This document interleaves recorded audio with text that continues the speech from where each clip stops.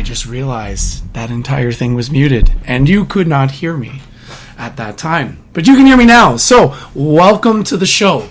And here we are to discuss a little bit about the second show, which is We Win with Teeuwen. That is the program you have tuned into. And this is the hour that I call the Scientific Laws of Success. Hopefully we fixed a lot of the bugs that were in yesterday's program. I realized that it was a little choppy and the video feed wasn't as good. Hopefully it's a lot better today so you can now participate more fully in the program. What you were just listening to was another sample set of videos by Walter Sanko. The last one was a song he called Snowflake. And it has 284 views on YouTube. It's actually a pretty good song. I like it. It's very catchy tune. So, a little bit about today's program. The Scientific Laws of Success. The purpose of this program is to connect laws, theories, and conclusions of science to the realm of personal life management, accomplishment, and fulfillment. What that means is I take something about science, we analyze and discuss what that means in simple terms, and then we try to connect it. I'm going to connect it to something in your everyday life. I find this topic extraordinarily fascinating because it ties together unique laws of science and how these laws of science we actually follow even in our own inner selves. And we're going to look at how all that ties together. A little review yesterday, we spoke about procrastination. And that was the word of the week, procrastination. And I find that a bit of a funny choice for myself. I chose it because I procrastinated the launch of this show. I should have launched it maybe about a month ago. And I wanted it to be perfect. And I was so focused on it being perfect that I ended up going absolutely nowhere. And I knew when I designed it and when I was going to do it, I knew that the best way to do the show would be to just do it and to get better as we go. And so here we are, day 2, feeling good.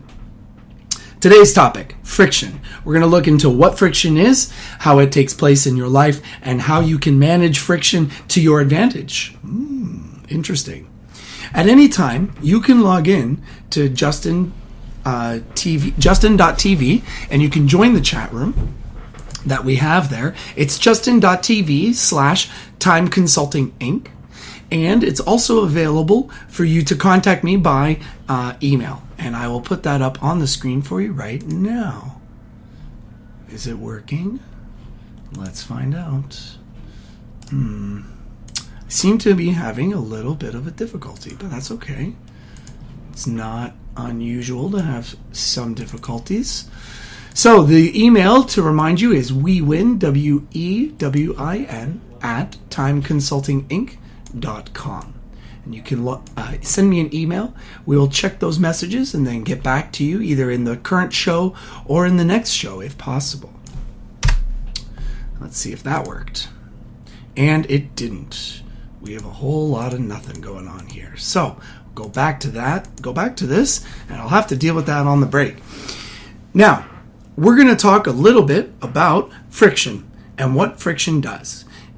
In order for me to go into friction, however, I do need to get that presentation running, I'm realizing. So let's see here what's going on.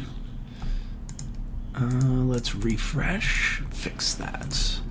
Don't worry, if you're going to be downloading this on the podcast, this probably will be cut out. I do have the luxury of taking out awkward moments like this. But such is life, you got to roll with the punches. This actually is not unlike the friction in our show. For whatever reason, I'm getting a little bit of conflict between my computer and my show. Order move to the top. Let's see if that works. No? Alrighty. Okay, let's try removing it. Try one more thing. It would be so great if I could just incorporate this in here. Let's see if I can just improvise. You see, the topic of today, friction, the whole goal is to connect ideas of resistance with progress. And right now, my brain is working furiously to find a solution to the problem of my screen not showing what I'd like it to. And so, I am creating new ideas, new thoughts. There it is. And my universe has been restored. So there we go. A little live demonstration in how friction can make your life better. It's a little heads up to what's to come. there's the email. We win at timeconsultinginc.com.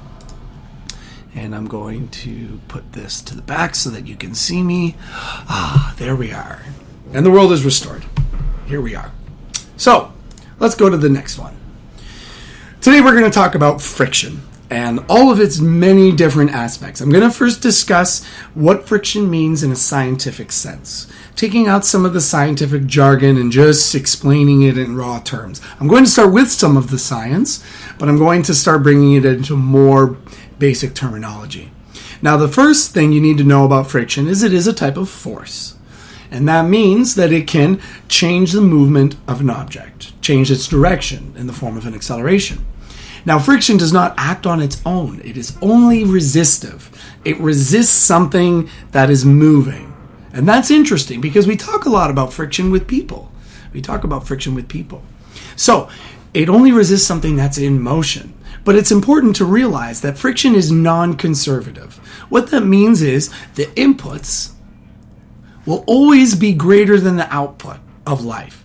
As I'm putting work into things, I'm cleaning my room, I have to put in more energy than I can possibly get out. This is what is more popularly known as, is it the zeroth law, first law? One of the laws. I'll get back to you on that. One of the laws of dynamics, thermodynamics, where the input is greater than the output. In other words, energy is not created or destroyed, it is merely just changed.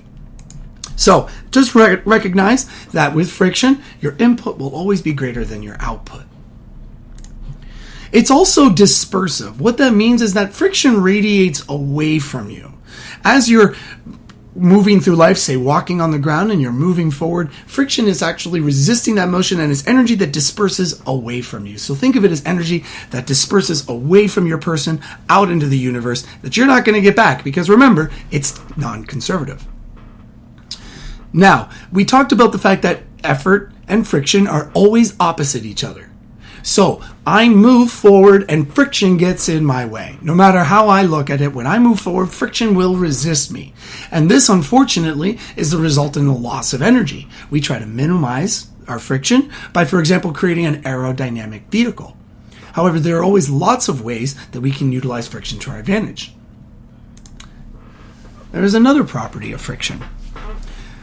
Friction is proportional in response. So, think of it this way. If I wanted to move a refrigerator that's on a carpet, at first it feels more difficult to move. And that's because the static friction, or the friction of being still, is actually greater than the friction of getting things moving. Most people say, well, once I get the momentum going, I can get the object moving. And that's actually true.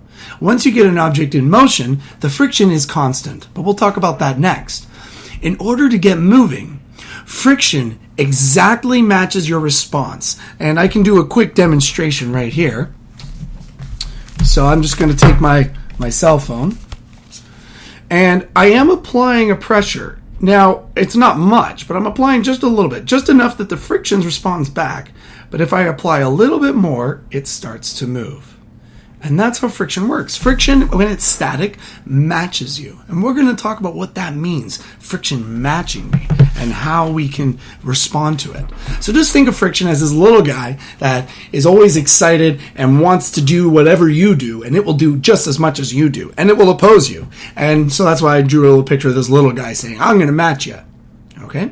So just think of friction that way. Now, there's one more feature to friction. One more feature. Where's my notes go? There they are. When you're in motion. So again, going back to the little cell phone across my little notepad here. When friction is moving like so, it's constant. In this case, I think of it like a little monkey on your back. It's not a terrible inconvenience if the monkey stays still. However, it is going to sit there, and it is going to slow you down a little bit. It's going to get in the way. It's going to take apart some of what you're doing. So just remember, there's a few key points that we're talking about here. Friction is non-conservative. That means that your input is greater than your output. It's dispersive. The energy radiates away from you. It's always opposing the motion. Friction gets in the way of other things. It does not act on its own. Left alone, there is no friction. But when there's movement, when there's action, friction takes place. It's also something that will match you. When you are not in motion and originally want to start moving, you want to start taking some initiative in your life, friction will equal you up to a certain point. And lastly, it continues with you. So we're going to do I'm going to do a few demonstrations with you, just a few little experiments. Now, I happen to be in a wheeling chair here, and if I took, say, I don't know, a heavy object like so, and I decided that I was going to demonstrate a little bit of friction here, I'm going to show you what I mean. Now, the easiest way to demonstrate friction is to, I believe, is to take a little look at maybe you've seen it. It's called The Magic School Bus, and they have a very remarkable episode where they play baseball in a seemingly frictionless environment. And what you realize is that it's impossible to walk without friction. Walking, the act of walking, and you've experienced this when you walk on ice and you slip and fall. When you move forward, you are pushing against the ground. That propels you forward. The ground pushes back, and that's what moves you forward. That's how we walk. And similarly, if there's no friction, you go nowhere. This is also experienced with something like when your tire is stuck in the mud. There's not enough friction under your tire. So you have to insert, say, some cardboard or a piece of wood, something that the tire can grab onto. And then the friction between the tire and the road, or the tire and the wood, or the tire and the cardboard, it allows the movement to take place. And so there is now resistance. The tire pushes against the wood pushes back, and boom, you move forward again. However, spinning your wheels is referred to as staying in the same spot because there is no friction. Now, here's some things you can try yourself. I would suggest, for example, grabbing a pair of rollerblades, or perhaps a wheel or a rolling chair, and then take something really heavy. And what you're going to experience is what's called Newton's third law of motion, which means that for every action, there's an equal and opposite reaction. So you would take that heavy object, and you would throw it. And when you throw it, you would notice that you would move out of the way. You would move opposite of the direction that you threw the object. This is Newton's third law. And it's only possible, it is most possible in a frictionless environment. So that is one way that you can experience it. But the opposite is also true. If you are able to, for example, get a pair of rollerblades or grab a pair of skates and try walking on a seemingly almost frictionless environment, you'll notice that it's very difficult to move forward. My manager has made a question. Yes, I was. However, I did not post.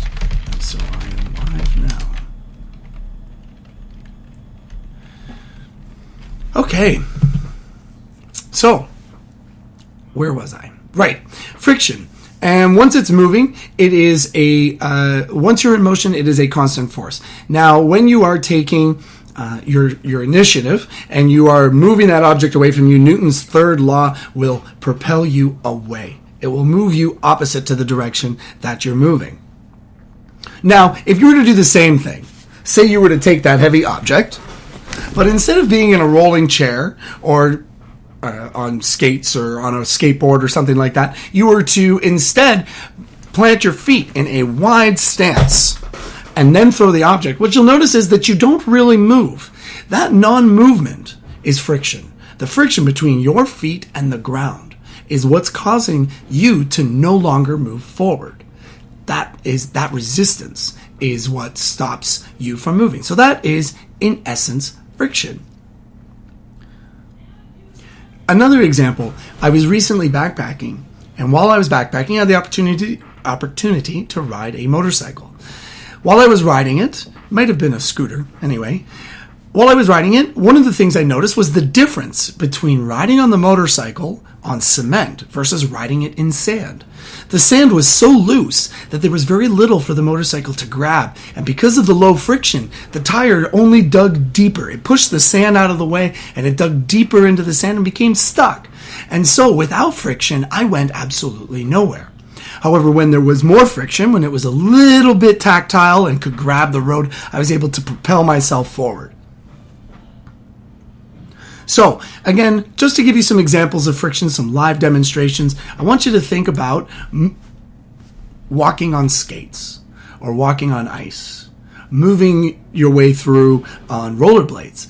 These are tasks that are not easy to do without a little bit of friction. Even the mere act of swimming involves pushing water out of your way, and the friction of the water against your hands, or flippers, if you're a fish or if you happen to be a diver, is what propels you forward. It is the resistance of the motion that allows you to move forward. All of these concepts are really important. I know I'm going over them very quickly. However, it's important to grasp, get a handle on what exactly the idea of friction is, that it is a resistive motion, that something that you work against. It is a response that is equal until the motion gets going. And remember, it is non-conservative. That means any energy I put forward into it is lost forever.